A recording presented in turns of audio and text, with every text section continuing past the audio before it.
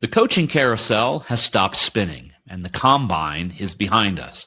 Most of the top free agents have landed. Now, whether your league drafts between now and the NFL draft, or early this summer, or after training camp start, there's a dirty secret about the value of rookie draft picks that you really need to know. You see, a great chasm divides two draft picks that managers often treat and value as the same asset. Being on the wrong side of that chasm, trading down one pick too far, will cost you. We'll discuss all of that on the other side of the stomp in this week's episode of Dynasty Compass.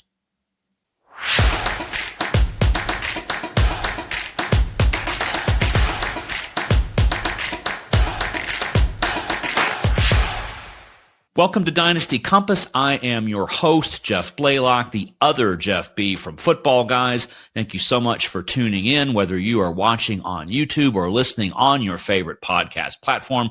This show cannot exist without you, so thank you from the bottom of my heart. In a past episode, I called rookie draft picks the currency of Dynasty. They are one of only two renewable resources, Fab being the other, and by far the more valuable of the two.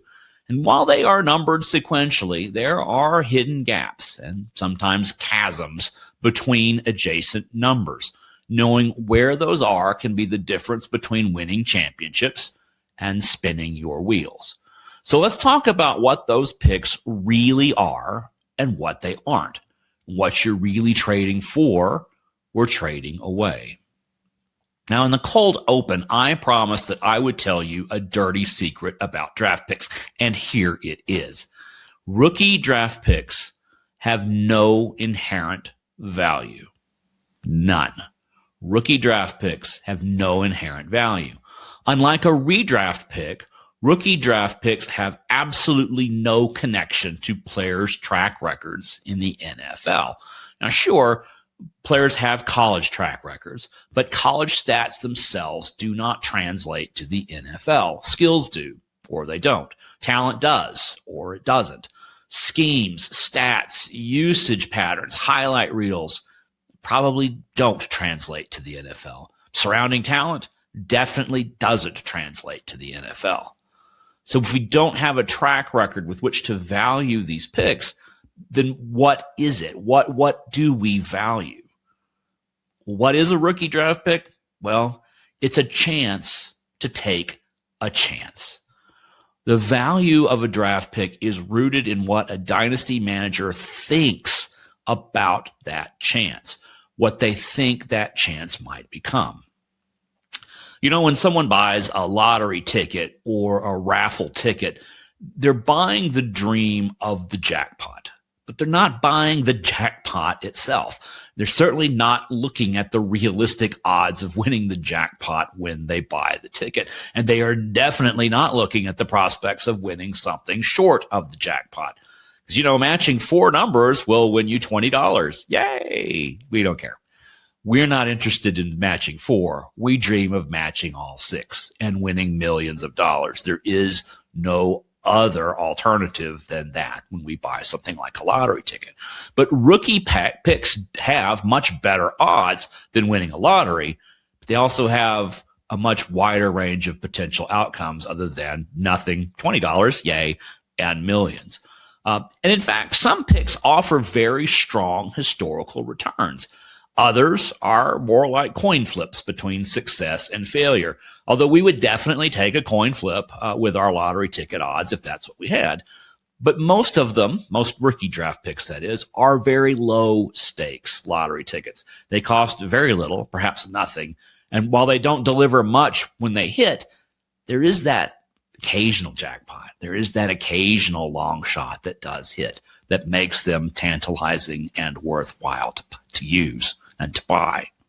So if a rookie draft pick offers no performance guarantee, is there any kind of certainty or guarantee that a draft pick, in fact, offers? And actually, there is one: certainty. Not certainty in outcome, but certainty in the chance to get your guy.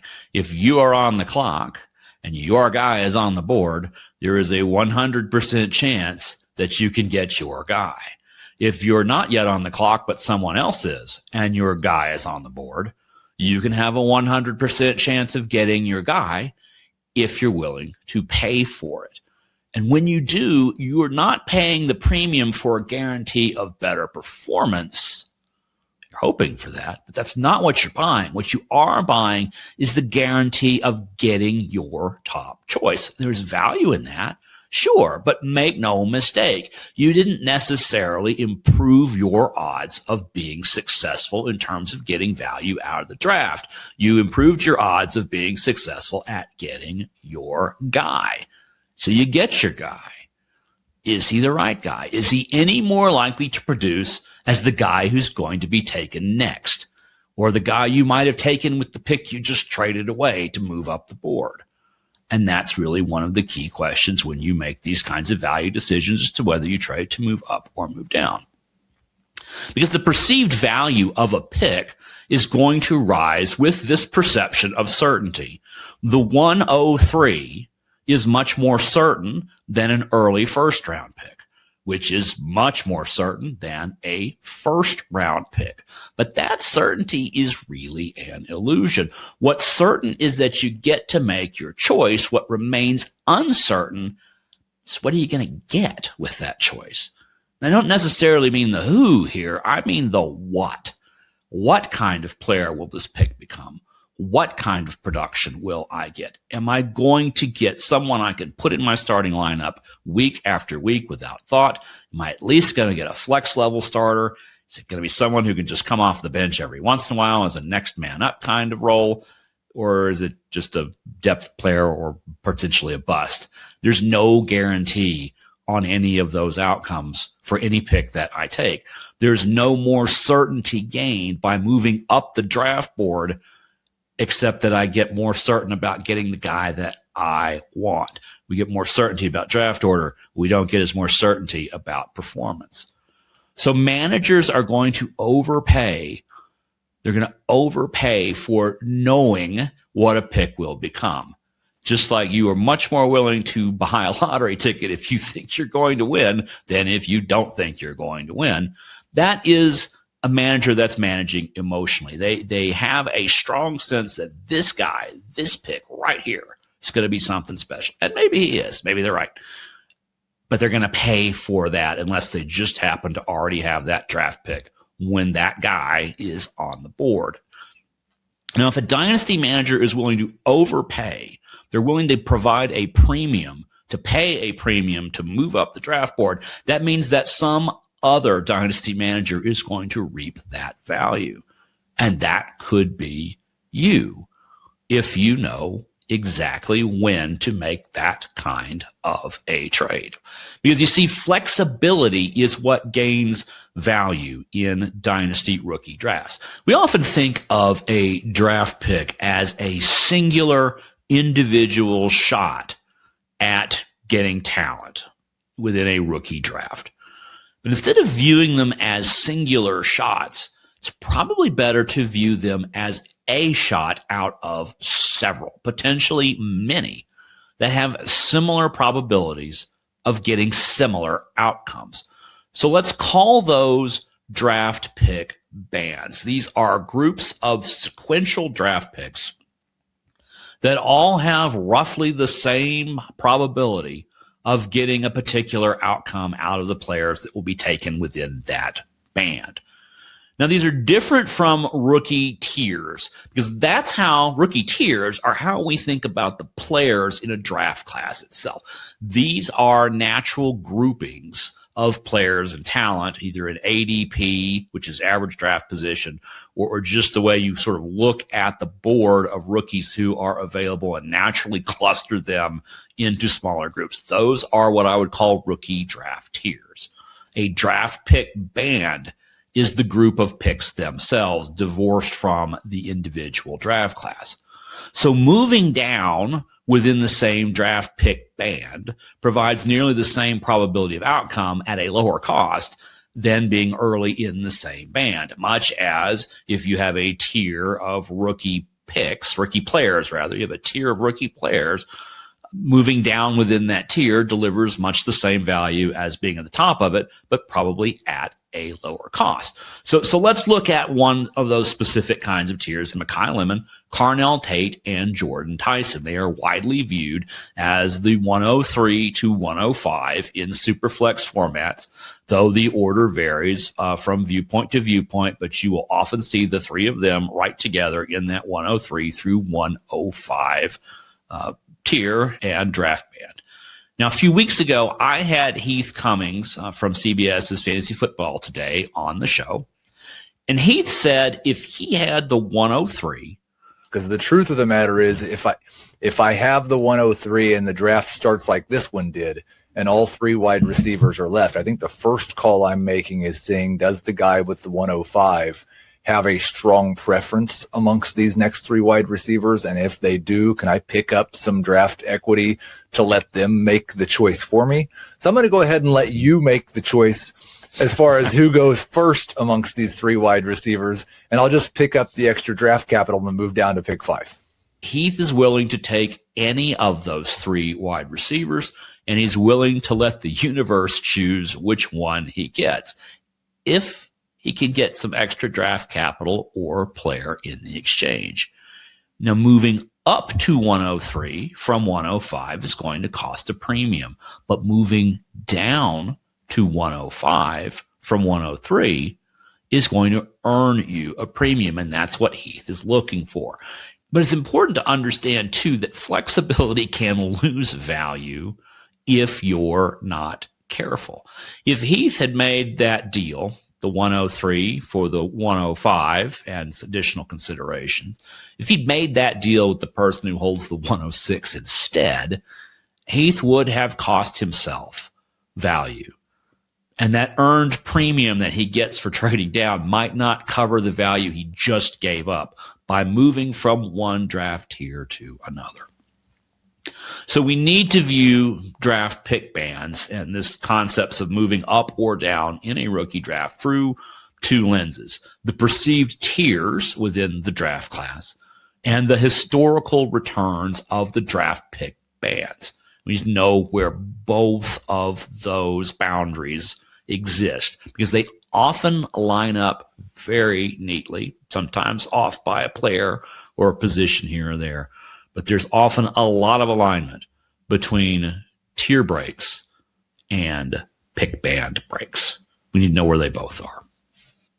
So how do we know where these draft pick bands boundaries are? How do we know where value drops precipitously from one pick to the next? Well, I look back over the past 9 rookie drafts to see if I could locate those historical breaks, to see if there were any natural breaking points between different draft pick bands.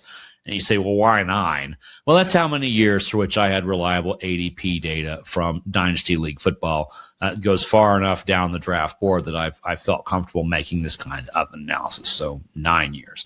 Now, I analyzed 72 draft picks out of each year, but we're only going to focus on the top 48, which is a typical 4-round rookie draft for a 12-team league.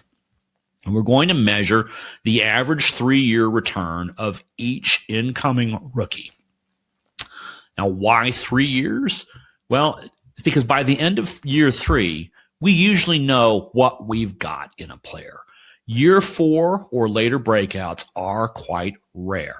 For every Jimmy Smith, and there are some of those, there are dozens of players you're just going to quietly drop if they have not hit by year 3. So that year 3 value is a solid proxy for overall dynasty value. We need a way of assigning value that is comparable across years and across positions. So what I've done is I have indexed that 3-year performance, the average 3-year return of an incoming rookie, against what I call the threshold starter. So the threshold starter in a Superflex league that has a starting lineup of up to 2 quarterbacks, 2 running backs, 2 wide receivers, and 1 tight end. You have to have at least that in your starting lineup.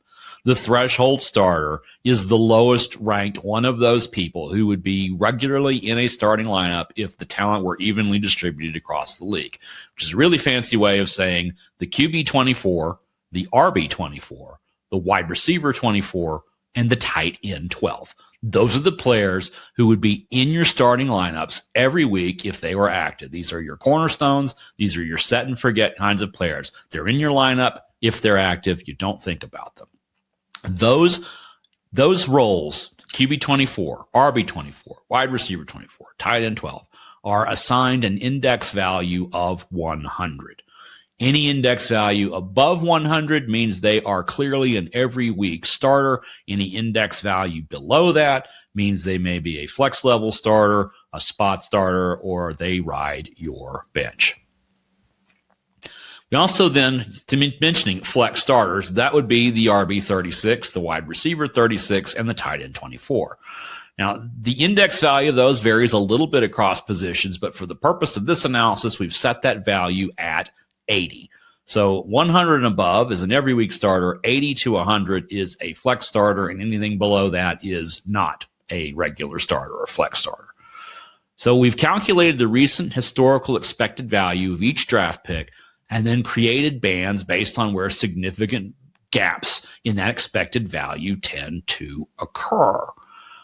Well, regardless of the overall talent in any class, the historical expected value, the historical probabilities of landing at least a flex level starter are remarkably stable across the draft pick bands since 2017. So let's define those bands. Let me give you what those are. The 101 is its own draft pick band. It is a unique draft asset by itself. The 102 to the 105 is a band. 106 to 108 is a band. The 109 to the 204, that is the first, second round turn, is a band. 205 to 304 is the next one. And 305 to 312, 401 to 406, and then 407 and beyond. Whether we're talking about a 4-round, a 5-round, or a 6-round rookie draft, everything from the 407 and beyond is all the same in terms of outcomes and probabilities. So let's talk about the 101 and why it is unique. It is a uniquely valuable pick. It is very much worth the price that comes onto it because it has a 100% hit rate when it comes to startable players historically. The ADP of 101 has had a 100% hit rate in the last 9 years. It is the only pick with a 100% success rate. It is the only sure thing, assuming you draft wisely, the only sure thing of any pick in the entire board. So the 101 is this unique opportunity to practically guarantee that you are adding a every week starter to your starting lineup. Every other pick gives you less than that. Between them, the 102 to the 105 and the 106 to 108 give you about a 75% chance of landing an every week or flex level starter. So that's 3 out of every 4 of those picks. At the round 1, round 2 turn, which is 109 to 204, we're down to a coin flip, about a 50-50 chance that your pick is going to be a starter or not. Those next 12 picks, the 205 to the 304, that coin flip becomes 2 coin flips. And they both need to come up heads. So 1 out of every 4 players drafted in that range are at least flex level starters. For the rest of round 3, we're down to 1 out of every 6. The first half of round 4, 1 out of every 18. And from the second half of round 4 on, 1 out of every 27. Long shots, indeed. As you might expect, we can see significant drops in expected value as we move from one draft pick band down to another. So let's look at those values very quickly, and I'll identify a couple of players, a quarterback and a position player, who are right around that value for their 3 years, their rookie season and the next two, give you a sense of what I mean when I say these particular values. So as I said, the 101 is unique. Its expected value is 134.2, 34% above a threshold starter. Best comps for this are Josh Allen and Leonard Fournette. These are players who are very much at the top of ADP boards for redraft seasons throughout their careers. The 102 to the 105 gives you an expected value of just over 102. And that would be equivalent to C.J. Stroud and Chase Brown. That is already, just in one pick, a 24% drop of expected value from the 101. The 106 to the 108, the drop is a bit smaller. The value is just short of 95. That is about like a Sam Darnold or a DJ Moore, at least up until now. And he goes to Buffalo. Perhaps that will change. But for over his first 3 seasons, about a 95 is what his value would be. The 109 to the 204, the value drops to 80. The expected value drops to 80. That is an equivalent of Mac Jones or Cortland Sutton. And that is right at our flex level starter average of 80. The next band, 205 to 304, the expected value drops by a third down to 53. That is Mason Rudolph and Khalil Shakir. From the 305 to the 312, the value drops to just south of 44. That is Malik Willis, at least up until this point in his career, and Cedric Tillman are comps for that. At the 401 to 406, beginning of the 4th round, the value drops to 34. That's where we're talking about players like Ryan Finley or Grant Calcaterra. And from the 406 and beyond, the value's down to 28. That's the Skylar Thompsons and Hassan Haskins of the world. So that gives you a sense of the expected value of the draft pick bands. So we go from the 101 and Josh Allen to the 407 and Skylar Thompson. So while there's not a huge difference in the expected value between 102 and 105, and 106 and 108, the big difference is the probability of landing one of those every week starters whose index value is above 100. Going from 56% to 33% is significant. It's enough to make the 106 significantly less value than the 105, even if overall the probability of landing at least a flex starter is roughly the same. The drop down to the next band, 109 to 204, isn't huge, but if you trade down into this band, you are giving up real value. You're getting down into the coin flip area of getting at least a flex level starter. And while that isn't terrible, it's not 70% either. The difference between 108 and 109 is historically the difference between a 70% chance of getting a flex starter at least and a 50% chance. So far, so good, right? We are down through the first 16 picks to 204, and what we've encountered is, at worst, a 50% chance of getting at least a flex level starter. But now we're hitting the chasm. In the cold open, I mentioned that there was a chasm on the draft board, a distinct, deep drop in value between two picks that are generally viewed as equals, and those are the 204 and the 205. Often this thought of together as kind of this early mid-round, second-round pick, reasonably premium, but the difference between the two of them is stark. The 204 and the 205 are on opposite rims of the Grand Canyon.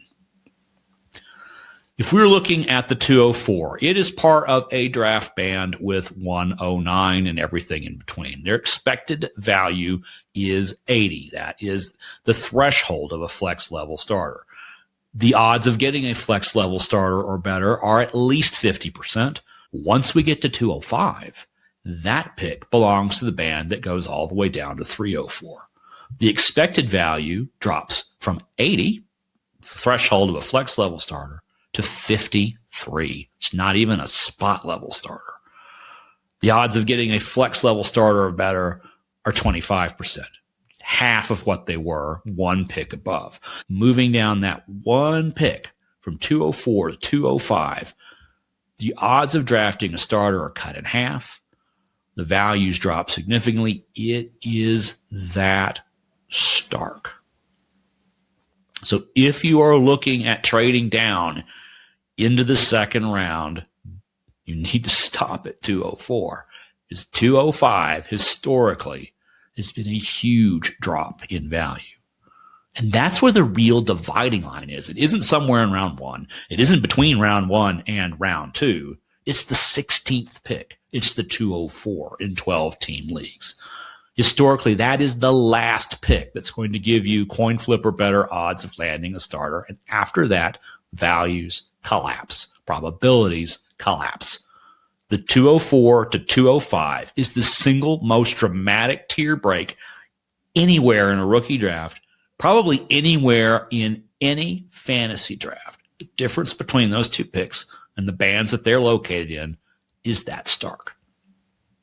Now, of course, for any given draft, these boundaries are not set in stone. Some classes are inherently stronger than others, which means that some 109s and some 205s are more valuable than others. A 2027 109 is likely to be higher in value than this year's 109. And the same is probably true for the 205 in 2027 versus this year.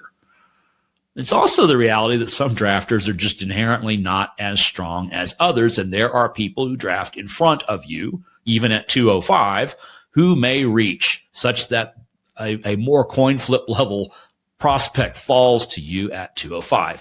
Either of these two things, a stronger class or weaker drafters in front of you, can extend a draft tier or draft pick band by a pick or two. Savvier managers are more apt to beat these odds than a more casual manager. And so just because there's only a 1 in 4 chance of landing a starter at the 205 doesn't mean that you're not going to get the one. Savvier managers much more likely to get the 1 out of 4. A more casual manager is much more likely to get the 3 out of 4 for any given choice. But that's true in a lot of drafts. Before we even talked about these kinds of probabilities and this type of expected value, something we've already known, right? I mean, the key, one of the keys to winning a dynasty and being a perennial contender is to get first round talent out of third round picks. Well, there's only 1 or 2 on average every season.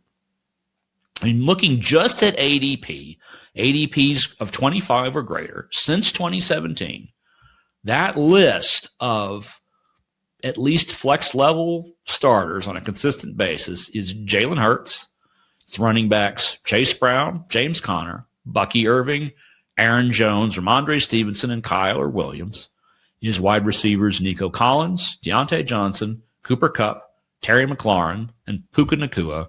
And it is tight ends Mark Andrews, Harold Fannin Jr., George Kittle, and Tucker Kraft. That is 16 players in 9 seasons. That is not quite 2 per season. The savviest dynasty managers are more apt to get those 16 guys, but it's still a long shot. So the savviest thing that a dynasty manager can do is not play those odds, but know when to trade down and still have the same odds of where you were.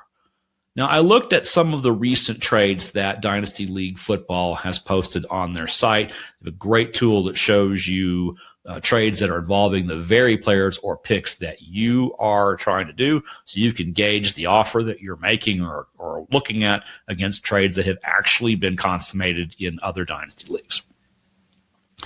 One of those trades is very much what Heath Cummings was talking about. It would be the 103 in exchange for the 105 and the 204. Yes, that is smash accept for me. The 103 and the 105 each give an 80% chance of drafting at least a flex starter. So moving down from 103 to 105 essentially costs nothing other than the autonomy of being able to choose which of those 3 wide receivers between Mekhi Lemon, Carnell Tate, and Jordan Tyson this season. You lose the ability to pick which of those 3, but you still get one of those 3. And then to that, you've added at least a coin flip of the 204 and of adding a second starter. So it's an opportunity to trade one 80% chance of landing a starter to an 80% chance of landing a starter and a 50% chance of landing a second one. That is a great trade to make to maximize value. Another trade that I want to look at is the 103 and the 203 for the 105 and the 110. That's essentially a wash because the 103 and the 105 are in the same draft pick band, and the 203 and 110 are also in their own same draft pick band. So essentially, I am trading equal picks. Just we're switching which one of us has the priority on picking a player over the other one. But the 103 and 203 for the 105 and 110 is essentially a wash. Another trades to look at are the 106 in exchange for the 108 and the 201. The 106 and 108 are essentially the same. So 201 gives you a 50% chance of adding an additional starter. The 106 for the 108 and the 203 is exactly the same. It is the same basic trade. You're getting an extra 50% chance of getting a starter. So by giving up some certainty in choosing a particular player, we can increase value by trading down within a tier or a draft pick band and gaining additional assets. The thing we've got to watch for is bleeding into a farther down tier or draft pick band, because that means we are giving up value while we're trying to take on value. We tend to think of dynasty rookie drafts as being a single exercise, one draft, but really it's 2. There's 2 different drafts. The first 16 picks historically give you at worst a coin flip odds of getting a starter and someone you can put into your starting lineup based on historical performance, and the remaining picks give you at best a 1 in 4 chance. That's 2 coin flips, each one having to land on heads, or longer odds than that. We can keep adding coins that keep having to be flipped to heads once we get past pick number 16. So the first draft, 101 to the 204, is about improving your starting lineup. The second draft, from 205 on, is really all about depth and high upside dart throws and looking for those overlooked gems like the Puka Nakuas of the world who become every week starters, even though they are going to be relegated to the 3rd round or below in a dynasty rookie draft. Now, you can add value simply by beating the odds, but it's not as simple as it sounds. It's actually hard and quite uncommon, but it is possible. But where you know you can add value is by trading within tiers or draft pick bands, exchanging certainty for flexibility, and letting someone else pay you to get their guy while you gladly take whichever guy they don't. You just can't do this blindly. You need to know where the cliffs are and stay on the happy side, or that value you think you're trading for won't materialize unless you do beat the odds. So thank you so much for listening or watching this week's episode. If you liked it, please click like. Please leave a comment letting us know how this might be helping you prepare for your rookie draft picks or your rookie drafts, or evaluate trades involving your rookie draft picks. Please subscribe. Please give us a 5-star rating. Please leave a positive review. One of the best things you can do right now to help this show grow is to go on to Apple Podcasts and drop a 5-star rating and leave a positive review about the show. Please share us on social media. And please do come back next week, where I will have another special guest and we will have another new episode of Dynasty Compass.